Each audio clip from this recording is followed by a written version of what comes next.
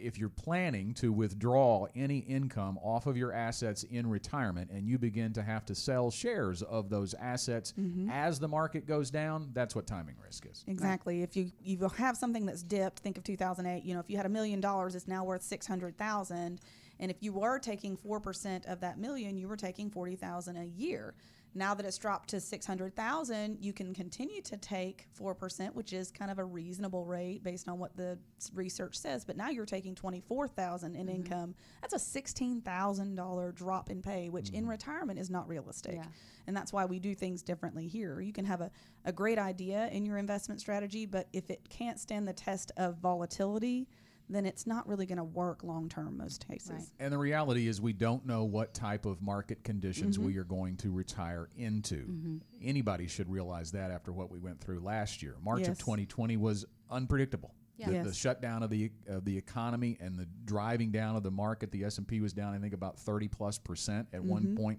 Think about if you retired into that. And you don't know. You may get the reverse side of that.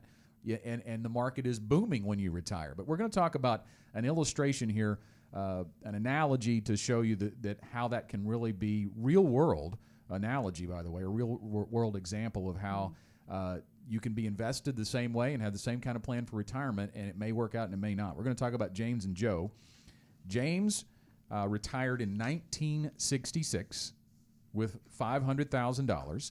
Joe retired in 1976. Also with $500,000. Now, we should point out they were invested the exact same way, represented by 60% in the S&P 500 and 40% in fixed income. Okay, so they had balanced portfolios. These were not full-on equity portfolios. They decided to take 5% out of their $500,000 annually, and they gave themselves raises over time. Okay, so the exact same retirement plan. 18 years into his retirement, James was broke.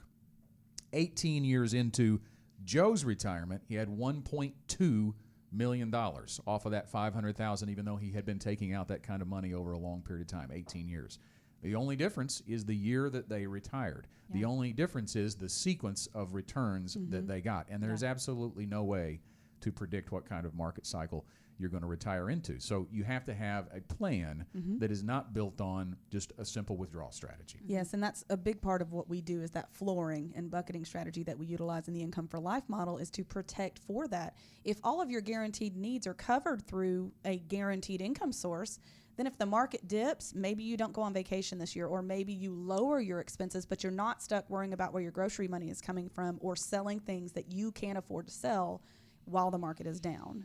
Yeah, we say that you need a strategy that will test whatever weather you see, okay? So whether there's an up market, whether there's a down market, we like to segment your portfolio so that you can handle whatever is going to come that way. Right. We cannot control the market, but we can control the strategy and how we react to the market.